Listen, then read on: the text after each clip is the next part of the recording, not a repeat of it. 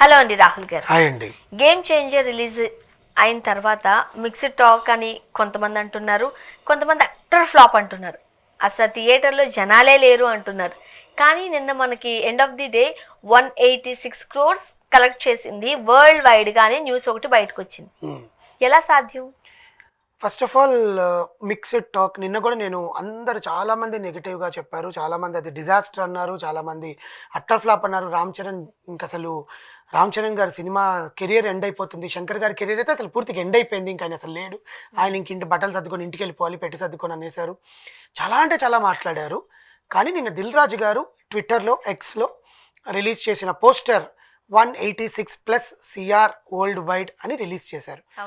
దాని కింద చాలామంది 85 crores రిలీజ్ చేసింది, 100 crores వీళ్ళు ఫేక్ న్యూస్ అని చెప్తున్నారు. పిచ్చా అండి, 186 crores అని ఒక ప్రొడక్షన్ కంపెనీ పెడితే లెక్కలు అడుగుతారుగా ఎవరైనా? అడిగినప్పుడు ఆయన చెప్పాలిగా, ఆయన దగ్గర ఉంటేనే పెడతాడుగా.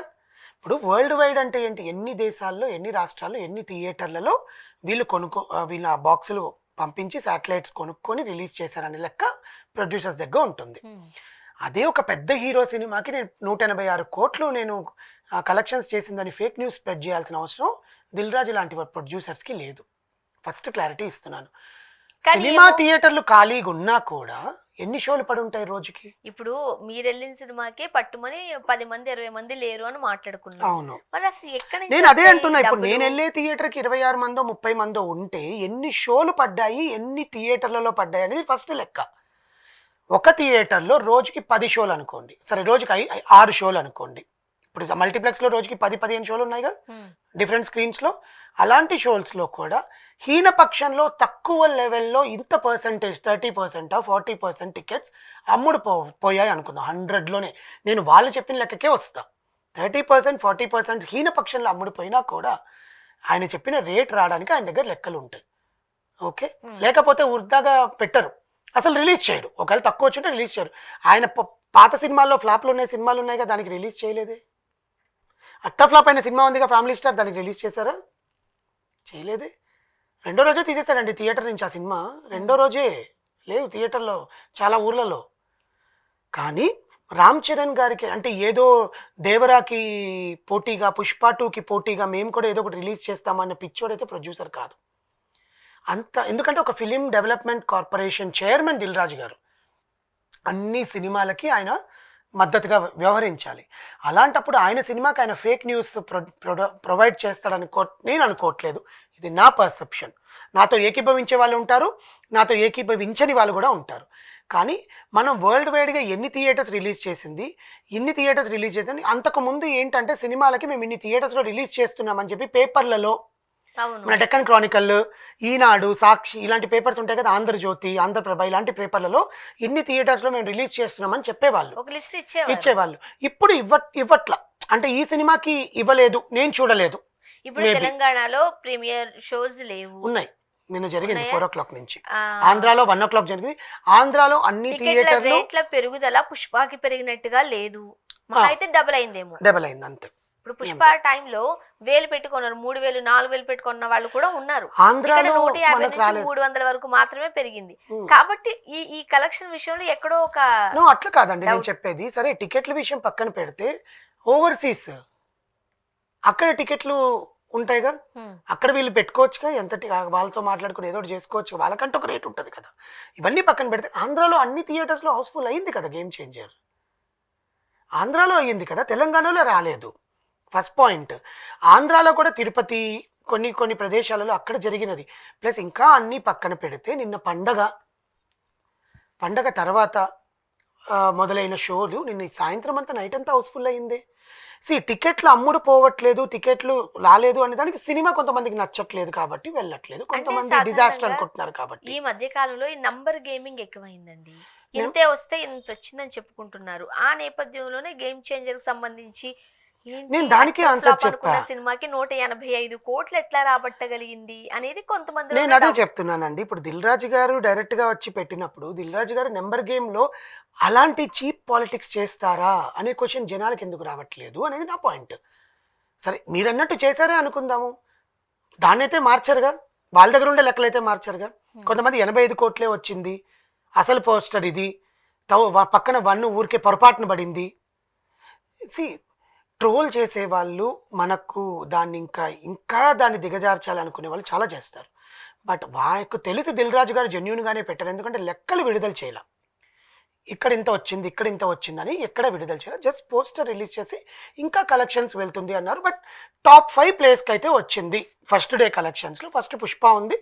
తర్వాత 'కల్కి', 'దేవర' ఇట్లా 5 దాంట్లో మన తెలుగు సినిమాల్లో టాప్ 5 ప్లేస్‌లోకి చేరింది అని మాత్రం చెప్పుకొచ్చారు. కానీ మిక్స్డ్ టాక్ అనేది depends upon the story, depends upon the direction. నిన్న కూడా అదే చెప్పాను. నాకు నచ్చింది సినిమా, నేను వెళ్ళి చూడండి అయ్యా, మీకు నచ్చితే నచ్చుతుంది, లేకపోతే లేదు. ఒకరు టికెట్ ఒక సినిమా చూసినట్టు ఉంటుంది రామ్ చరణ్ గారిది అని చెప్పాను. సో దానికి కూడా జనాలు నీకు నచ్చితే మేము చూడాలనేటట్టుగా మాట్లాడారు అనమాట. చూడాలా అంటే నాకు నచ్చితే కాదు, సినిమాని ఇష్టపడే వాళ్ళు వెళ్ళి చూడు. నువ్వు వాడు వాడు వాడు చెప్పాడని చూడకపోతే వేస్ట్ కదా. రామ్ చరణ్ గారు ఫ్యాన్స్ కి కూడా ఈ సినిమా అంటే ఆయన ఇంకో రకంగా చూడాలనుకున్నారేమో. అంటే అంత పెద్ద డైరెక్టర్ శంకర్ గారు మన కమల్ హాసన్ గారు చూపించిన విధానం, అర్జున్ని చూపించిన విధానము, విక్రమ్ని చూపించిన విధానము ఉంటాయి కదా. ఆయన సినిమాలు ఉన్నాయి కదా. అలాంటి మన స్నేహితుడు అని ఒక సినిమా తీశారు, మన హిందీ 3 ఇడియట్స్ రీమేక్. ఇలాంటివి తీసినప్పుడు రామ్ చరణ్ గారితో ఇంకా ఎక్కువ అంచనాలు. అందులో దిల్ రాజు గారు మొట్టమొదట ఫస్ట్ భారీ బడ్జెట్ ఫిలిం 500 crores ఆయన పెట్టి ఓన్ ప్రొడక్షన్ సింగిల్ ప్రొడ్యూసర్గా ఆయన తీసిన సినిమా. ఇవన్నీ అంచనాలు క్రియేట్ చేస్తాయి ఫ్యాన్స్లో. ఆయన ఎలా చూపించబోతున్నారు ఏంటి అని. ఎక్కడ మనకు ఆ పోస్టర్స్ రిలీజ్ చేయడము ఇవన్నీ కూడా డిలే అయ్యింది. యాక్చువల్గా చెప్పాలంటే ఈ టీం అంతా డే 1 నుంచే కాస్త ఇబ్బందికరమైన పరిస్థితులు ఎదుర్కొంటున్నారు. అంటే మధ్యలో షూటింగ్ ఆగింది. ఆయనకి అప్పుడు డైరెక్టర్ మారబోతున్నారేమో అన్న టాక్ వచ్చింది. ఆయననే తీశారు, ఆయననే మార్క్ వచ్చింది, వేరే వాళ్ళు తీశారని కాదు. కానీ ఎక్కడో జనాలకి కనెక్షన్ కాలేదు, వాళ్ళ ఫ్యాన్స్కి, ఆయన ఫ్యాన్స్కి కనెక్షన్ కాలేదు. ఆయన ఇంకో రేంజ్లో చూద్దాం అనుకున్నాము. ప్లస్ పక్కన ఇంకొక రకమైన ఫ్యాన్స్ ట్రోల్ చేయడం ఒకటి, ఇవన్నీ ఫ్యాన్స్కి మిక్స్డ్ ఫీలింగ్స్ వచ్చేసాయి అనమాట. కానీ సినిమా బాగానే ఉందండి, పండక్కి చూడొచ్చు అంతే.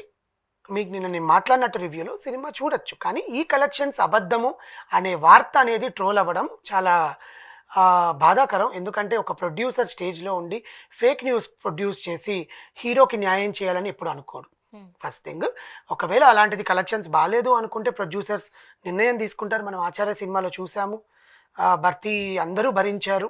ఆచార్య దాంట్లో డిస్ట్రిబ్యూటర్స్కి మనీ పే చేయడం కానీ, ఇలా పే చేయడం కానీ.